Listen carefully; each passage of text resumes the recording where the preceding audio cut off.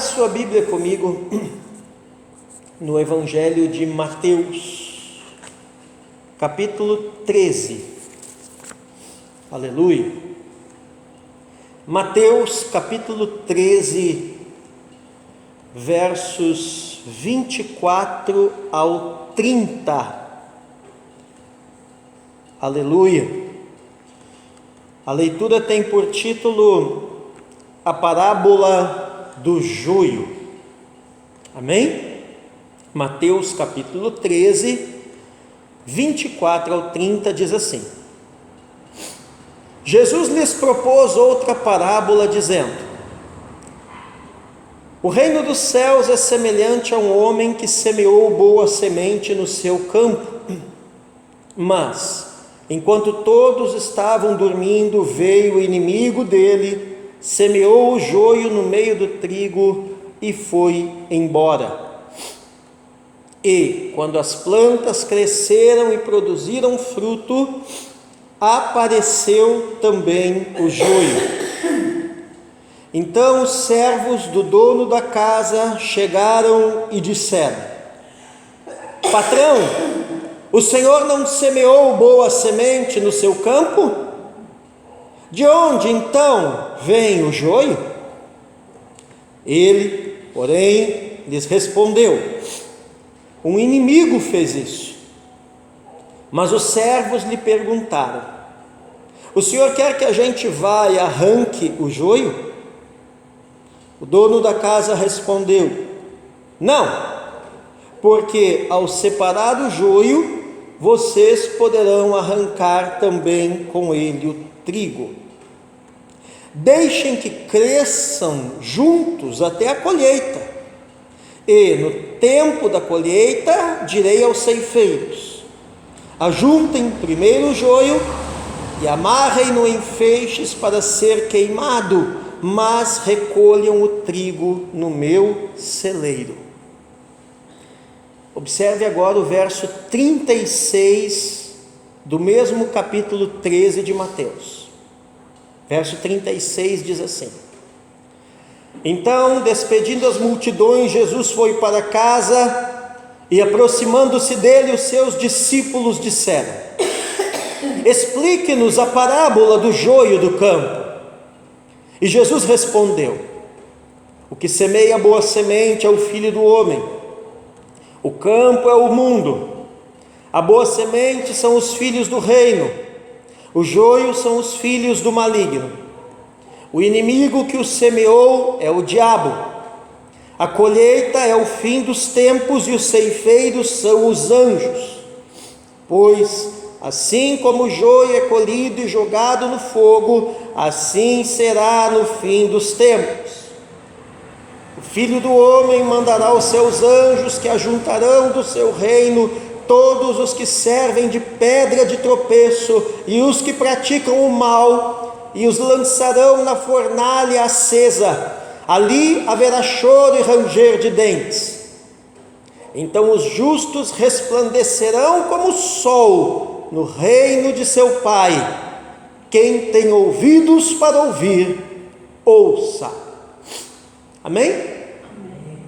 O meu tema nessa noite é semeadura da verdade versus semeadura da mentira. Vamos repetir juntos? Repita após mim: semeadura da verdade versus semeadura da mentira. Amém? Glória a Deus. Ontem, no grupo familiar, nós falamos da parábola do semeador, mensagem esta que ainda hoje, se for possível, estará disponibilizada ali no nosso canal do YouTube, A Verdade em Destaque. E hoje, aqui na parábola do joio e do trigo, aonde nós temos uma espécie de continuidade da parábola do semeador, é que aprove ao Espírito do Senhor fundamentar a nossa meditação. E essa parábola do joio e do trigo, ela é uma espécie de continuidade da parábola do semeador, mas ela tem um foco na semente que cai em boa terra e frutifica. Amém? Então a ênfase aqui, irmãos e irmãs, não é o solo, a terra, não é o semeador. Nós aprendemos ontem no grupo familiar, né, que o semeador é Cristo, né, que a semente é o Evangelho, né, e que a terra, os tipos de solo, é cada tipo de coração. Mas hoje aqui a ênfase não é essa, não é o solo, não é o semeador, não é nem mesmo a terra, mas a ênfase hoje aqui é a semente e o seu resultado, ou seja, o trigo, e também aquilo que se levanta para concorrer com ela, muito semelhante ao trigo, porém venenoso, porém mortífero, porém uma erva daninha, chamado joio. Amém? E Jesus, ele está aqui, né? Se vocês olharem, as duas parábolas estão até no mesmo capítulo 3 do Evangelho de Mateus, né? Jesus está ali no mesmo barco, nas margens do mar da Galileia, perto de Cafarnaum, proclamando essa parábola do joio e do trigo aos mesmos ouvintes que haviam escutado anteriormente, né, a parábola do semeador. Só que aqui nós temos uma diferença, irmão Paulo, e a diferença é que a explicação da parábola do joio e do trigo não é dada à multidão, mas é dada depois de forma separada, irmão Hélio, de forma privada por Jesus apenas aos seus discípulos. Aleluia. Notem, irmãos, que Jesus vai continuar usando a figura do semeador, que é Ele mesmo. O semeador é Cristo. Em Mateus 13, verso 24, Jesus lhes propôs outra parábola, dizendo: o reino dos céus é semelhante a um homem que semeou boa semente no seu campo. E se você olhar o verso 37, você vai ver Jesus dizendo, né? O que semeia a boa semente é o Filho do homem. Então, em ambas as parábolas, a do semeador, que nós vimos no grupo familiar ontem, e essa do joio e do trigo, que nós estamos meditando nela hoje, o Filho do homem, o Cristo, o Messias, é o semeador, é o que semeia a boa semente. Amém? Aleluia. Eu estou falando de semeadura da verdade versus semeadura da mentira. E ele semeou a boa semente do seu evangelho, Cristina. Só que aqui, a boa semente do evangelho já aparece no seu resultado final. Qual é o resultado final da boa semente do evangelho? É os filhos do reino. Aleluia. Nós somos nascidos, diz a palavra em 1 Pedro 1,23, de uma semente eterna, de uma semente incorruptível. 1 Pedro 1,23 diz: porque vocês foram regenerados não de semente corruptível, mas de semente incorruptível, mediante a palavra de Deus, a qual vive e é permanente. Então nós, quem aqui é filho do reino? Amém. Nós somos o resultado final dessa mensagem, dessa boa semente que é o Evangelho. Aqui no verso 38 do capítulo 13 de Mateus, a parte A, o início do versículo diz: o campo é o mundo, a boa semente são os filhos do reino. Aleluia. E notem, irmãos, que assim como a verdade, irmã Sueli, é a boa semente, materializada em mim, em vocês, em nós, materializada dos filhos do reino. Semente essa que o Filho do Homem, que o Cristo semeia no mundo. Da mesma forma, existe uma outra semeadura, uma semeadura que é executada no mundo, que é a terra, por um outro semeador, que não é o Cristo, mas sim o diabo.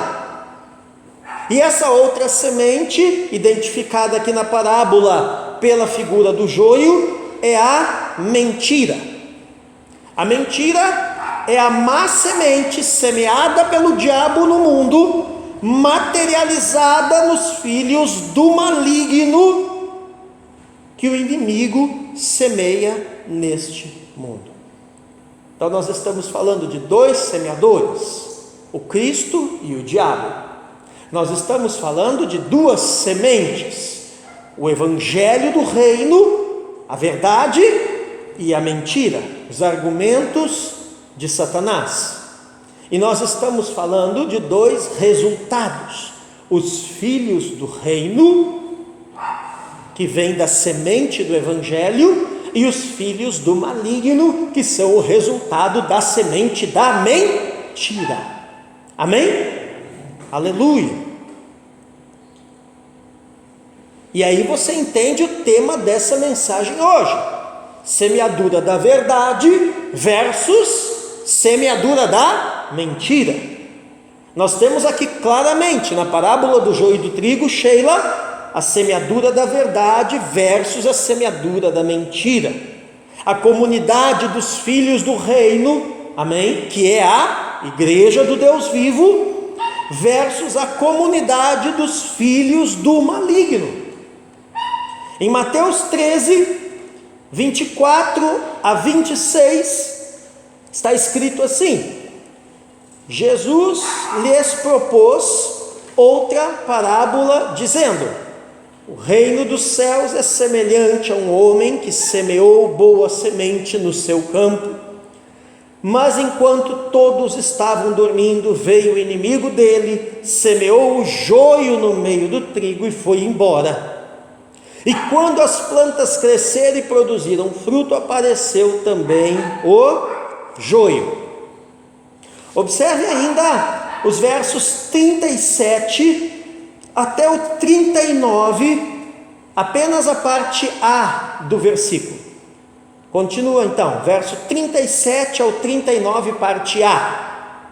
Jesus respondeu: o que semeia a boa semente é o Filho do Homem, o campo é o mundo, a boa semente são os filhos do reino, o joio são os filhos do maligno. O inimigo que o semeou é o diabo. Amém? Aqui nós temos um costume que nós chamamos, irmão Edson, de orientalismo. Um orientalismo interessante, pastora, de ser observado aqui, é o fato de que semear joio no meio do trigo e retirar-se sem ser percebido era algo que acontecia muito no Antigo Oriente. Era uma situação concreta que os ouvintes de Jesus conheciam muito bem. E isso acontecia quando, irmão Paulo? Quando um vizinho, quando um lavrador odiava o seu vizinho, ou queria se vingar de alguma coisa, destruindo a plantação do outro. Por que eu estou dizendo isso, Cristina, nessa noite? Porque aqui, analisando esse orientalismo, nós percebemos que semear o joio está relacionado com ódio, com vingança, com destruição. E ódio, vingança e destruição não são valores do reino de Deus, mas sim valores do reino do maligno. Quantos me entendem? Amém. Aleluia. Outro fato interessante aqui, irmão Hélio: o maligno que foi lá e semeou o joio no meio do campo de trigo, ele não age para destruir a lavoura. Note bem, irmão Edson, ele poderia ter ido lá na calada da noite e incendiado o campo do vizinho. Ele poderia ter ido lá na calada da noite e de alguma maneira revirado o campo. Mas não. O que ele fez? Ele foi lá na calada da noite e semeou uma semente paralela para contaminar a lavoura. E é isso que o maligno faz. Ele não vai, até mesmo porque ele não consegue fazer isso, tentar, irmã Sueli, arrancar a palavra do reino, a semente do evangelho do coração dos homens. Não, ele não vai tentar fazer isso.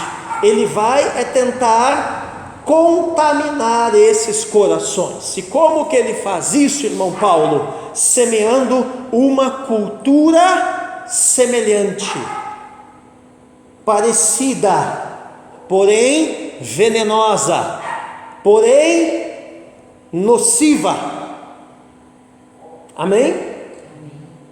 Mateus 13, 27 e 28 está escrito assim: então os servos do dono da casa chegaram e disseram: patrão, o senhor não semeou boa semente no seu campo? De onde então vem o joio? Ele, porém, lhes respondeu: um inimigo fez isso. Então, quem vem semeando sementes paralelas, mensagens paralelas, princípios paralelos, não é o Senhor, não é o Cristo, não é o Messias. Quem vem semeando sementes para colocar dúvida, para colocar ódio, para colocar vingança, para colocar destruição, para colocar cheio nesses níveis de contaminação, é o inimigo, é o maligno, é o diabo. Amém, irmãos? Amém. Não podemos deixar nenhum nível de semeadura paralela alcançar os nossos corações e mentes. Aleluia. Qual é a palavra principal da parábola do joio e do trigo? A palavra principal, a chave de leitura é a palavra semente.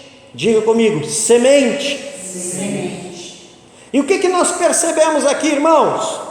Que tanto a comunidade dos filhos do reino, como a comunidade dos filhos do maligno, tem origem a partir de uma semeadura, pastora. Nascem a partir de uma semente. O que é uma semente, senão um pressuposto a partir do qual se desenvolve uma cultura, um pressuposto, uma ideia, uma ideologia, a partir da qual nasce uma outra cultura.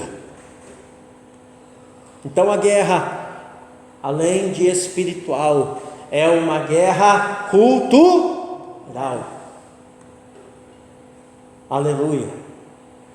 Esses dias eu tive um pouco de trabalho para explicar para um irmão que a vida intelectual, cultural, é mais espiritual do que se imagina, é mais espiritual do que se pensa. Porque esse irmão tinha a ideia errônea que a vida intelectual é uma coisa, que a vida espiritual é outra coisa. Eu disse: não, é tudo a mesma vida.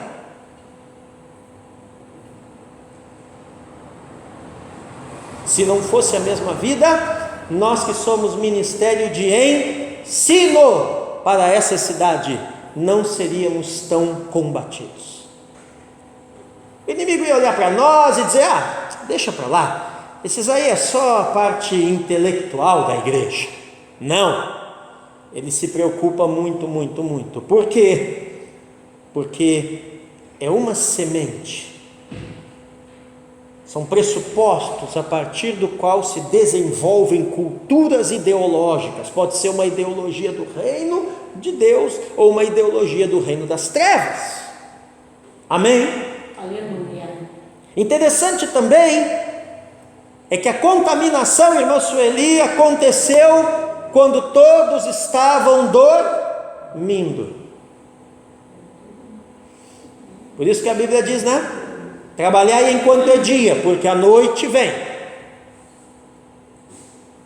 Mateus 13, 25, parte A, diz assim: mas enquanto todos estavam dormindo, veio o inimigo dele, o inimigo do filho do homem, o diabo, semeou joio no meio do trigo e foi embora. Isso mostra o que então? Que os servos do reino de Deus precisam estar despertos espiritualmente, precisam estar alertas espiritualmente. Amém? E também, quando que aconteceu a contaminação de dia ou de noite? À noite. Isso mostra que as trevas proporcionam ao maligno a ocasião para a sua obra. Toda obra do maligno é uma obra das trevas, é uma obra feita, executada, colocada em prática em meio a trevas. Por isso que não pode haver nenhuma área de trevas na minha, na sua, na nossa vida, porque nós somos filhos do dia, porque nós somos filhos da luz. Amém? Aleluia. Outra coisa interessante de observar aqui é que o joio só foi percebido quando as duas culturas, as duas sementes cresceram. Mateus 13, 26. E quando as plantas cresceram e produziram fruto, apareceu também o joio. E quando os servos perceberam, você vai ver aqui que eles fizeram duas perguntas muito importantes. Primeira pergunta: de onde então vem o joio? Mateus 13, 27, parte B do versículo. Você vai ver ali os servos perguntando ao seu senhor: de onde então vem o joio? Isso equivale a perguntar o seguinte: pode desligar já. Isso equivale a perguntar o seguinte: qual a origem do mal? No fundo é o que eles estão perguntando aqui. Qual a origem do mal? E a resposta do patrão foi clara. A resposta do patrão foi simples. Qual foi a resposta? Que aquilo era obra de um inimigo. Mateus 13, 28, parte A, diz assim: ele, porém, lhes respondeu: um inimigo fez isso. Veja, irmãos, que o joio que o inimigo semeia, irmão Hélio, é o trigo degenerado. É o trigo que não serve para nada. É o trigo que não produz nada. O que nós vamos entender aqui? Que o mal não é uma geração, que o mal é uma degeneração. Todos perguntam e se questionam: qual a origem do mal? Será que Deus é o autor do mal? Mas quando nós olhamos aqui, percebemos na parábola do trigo e do joio que o mal não é uma geração, o mal é uma degeneração. Degeneração do quê? Do bem. O começo do mal nem sempre é percebido aparecendo como forma de bem. É a tal da boa intenção, segundo o ditado popular, da qual o inferno está cheio. Então perceba, não tem como separar joio de trigo quando está ainda no formato de planta pequena, está brotando, está começando a se desenvolver, porque são absolutamente idênticos. Então, muitas vezes acontece assim, o começo do mal não tem como perceber, porque ele vai começar na aparência, na forma, porém não na essência de bem. E vendo a mulher que a árvore era boa e agradável, tomou do fruto e comeu, e deu também ao marido que o comeu.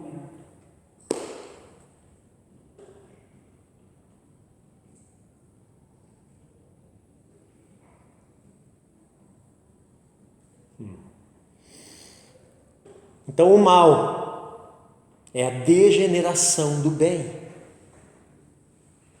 Todo mal contém um bem degenerado. Todo mal contém um bem inútil. Amém?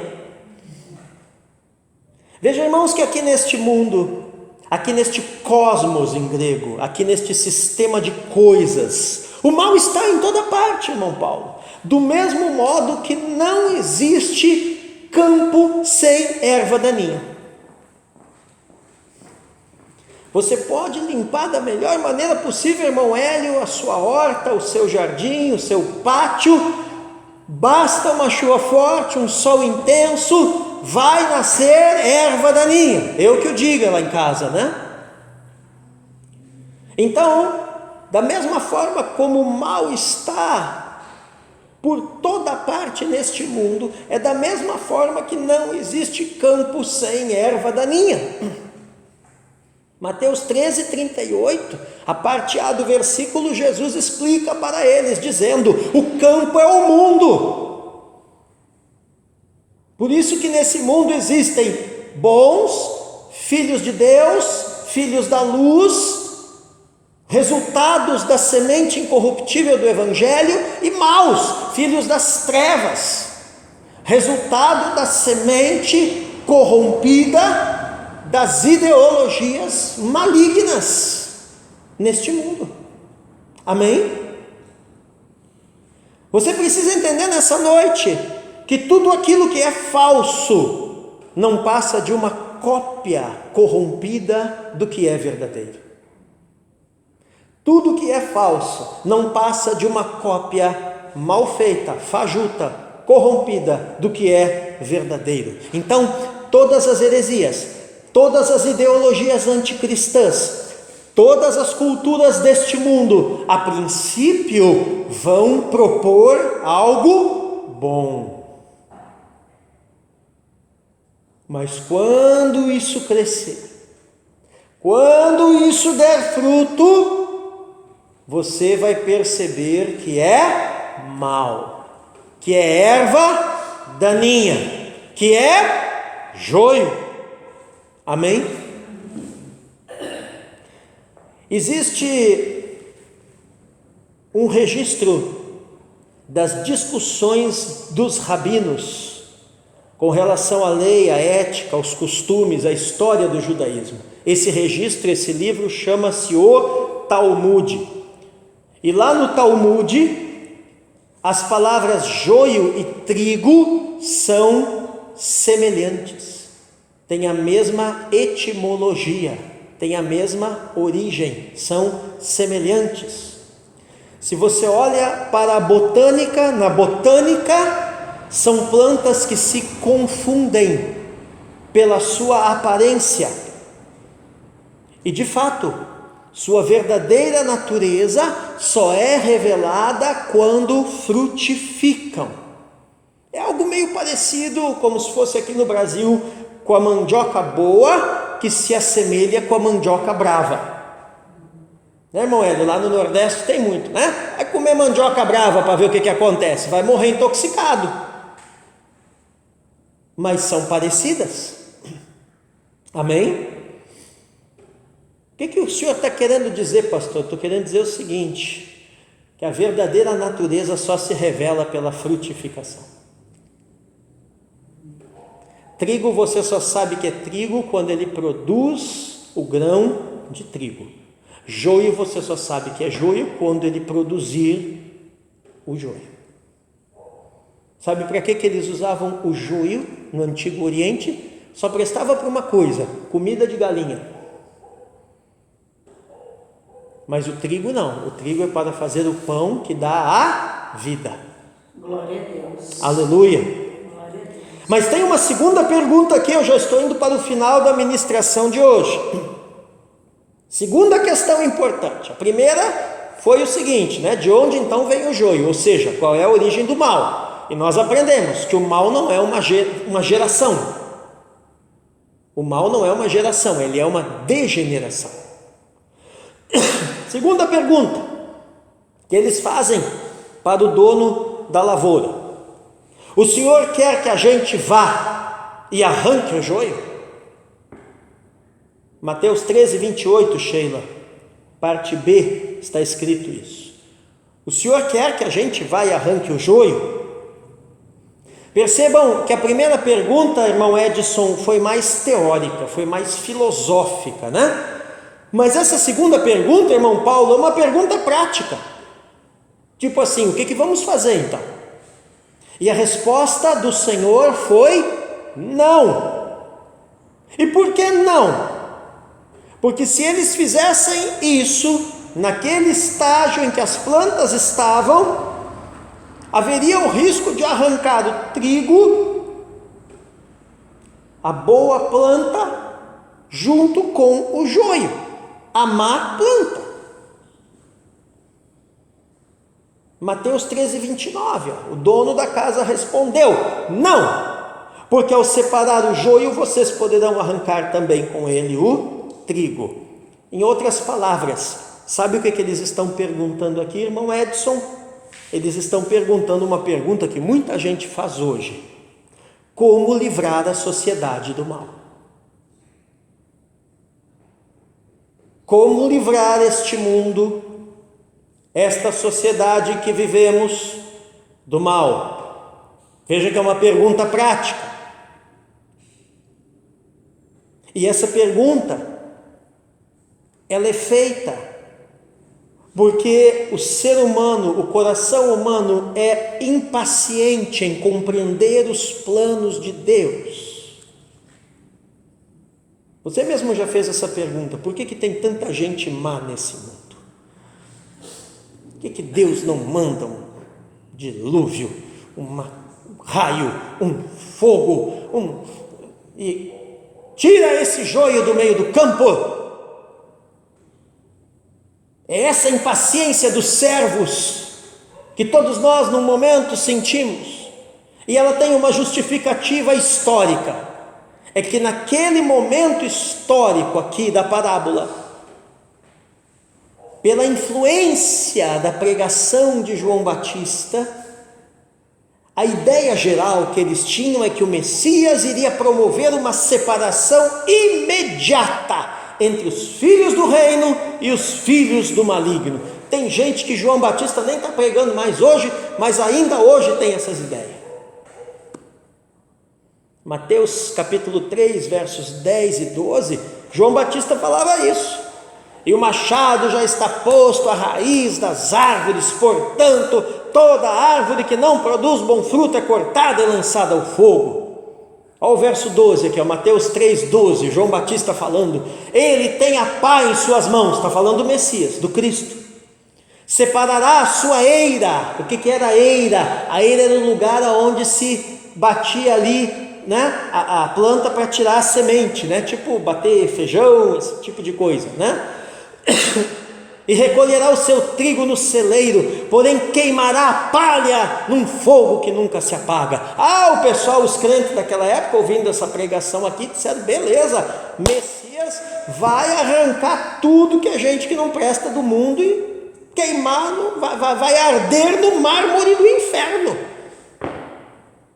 Era o que eles pensavam. Mas Jesus, o Messias, desfaz esse conceito. Como assim, pastor? Jesus vem mostrando nessa parábola e em muitas outras passagens nos evangelhos que o seu reino é progressivo.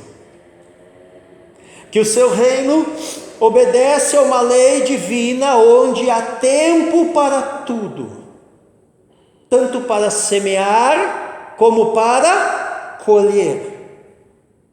E é o que diz Eclesiastes 3, verso 2, né? Lá na parte B do versículo: tempo de plantar e tempo de arrancar o que se plantou.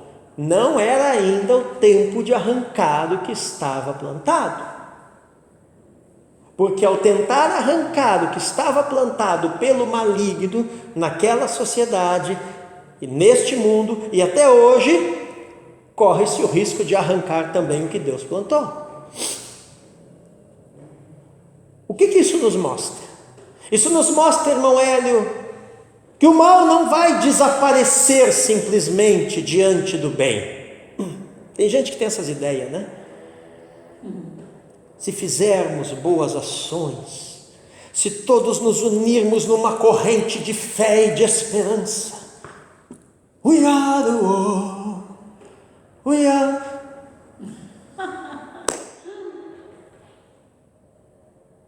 Se todos alimentarmos os famintos, todas essas coisas aí, irmãos, nada contra as ações sociais em favor dos menos favorecidos, inclusive a igreja também tem que praticá-las, né?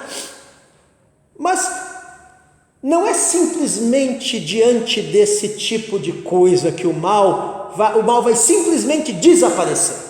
O mal não vai desaparecer assim diante do bem.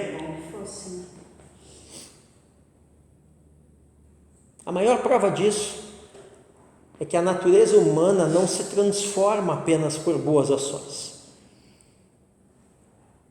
Você pode fazer quantas boas ações você quiser, por exemplo, por um sujeito que é assassino, mas se ele não arrepender do pecado de assassinato e receber Jesus como Senhor e Salvador da sua vida, em arrependimento e fé genuína, você pode fazer tudo quanto é coisa para ajudar um cara desse, ele vai continuar assassinando. Por quê? Porque a semente maligna, a natureza do joio está dentro dele.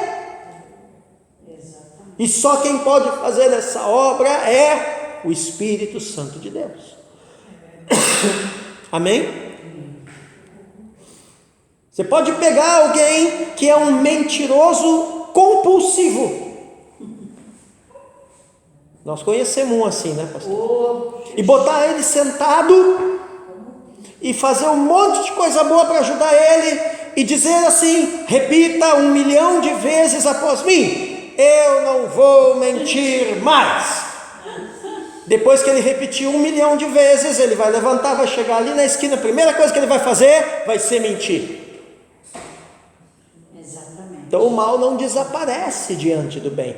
O mal se desenvolve junto com o bem. Essa é a lição da parábola do joio. E só no fim dos tempos, irmãos e irmãs, o Filho do Homem, o Cristo, o Messias, fará a separação definitiva. Dará o destino eterno aos praticantes do mal e aos praticantes do bem. Amém? Mateus 13, verso 30, diz assim: deixem que cresçam juntos até a colheita, e no tempo da colheita direi aos ceifeiros: ajuntem primeiro o joio e amarrem-no em feixes para ser queimado, mas recolham o trigo no meu celeiro.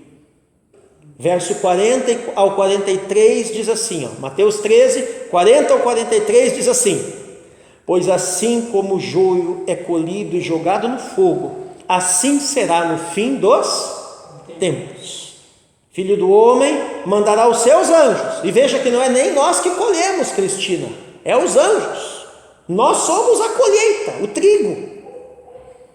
O Filho do homem mandará os seus anjos, que ajuntarão do seu reino todos os que servem de pedra de tropeço e os que praticam o mal, e os lançarão na fornalha acesa. Ali haverá choro e ranger de dentes. Então os justos resplandecerão como o sol no reino de seu Pai. Quem tem ouvidos para ouvir-nos? Glória a Deus. Irmãos, os ceifeiros são os anjos. Sabe por quê, irmão Paulo? Porque os anjos não são impacientes como nós. Os anjos são completamente obedientes à ordem do Filho do Homem. E no tempo certo, ou seja, no fim dos tempos, eles ajuntarão do mundo todos os escândalos, todas as iniquidades, tudo e todos que é joio, e destruirão o mal. Amém? Irmãos, o mal tem prazo de validade. No fim dos tempos ele será destruído. O mal será destruído. Aleluia! Portanto, é certa a vitória do bem, é certa a vitória de Deus, é certa a vitória da cultura do reino de Deus sobre a cultura deste mundo. Aleluia! Glória a Deus. E eu encerro com João 17, verso 15, que diz assim: a oração sacerdotal de Cristo que nós lemos no início deste culto, né? Jesus orando por mim e por vocês, por todos nós. Não peço que os tires do mundo, por isso que você não é tirado do mundo. Porque ao tentar tirar o joio antes do tempo, pode confundir e tirar o trigo junto. E ao tentar tirar o trigo antes do tempo, pode também confundir e o joio ser encaminhado para um destino que não é o dele. Mas Deus não é Deus de confusão. Joio é joio, vai ser atado em feixes e queimado. Trigo é trigo, vai ser atado em feixes e guardado nos celeiros de Deus, que são as regiões celestiais. Não peço que os tires do mundo, mas sim que os guardes do mal. Amém?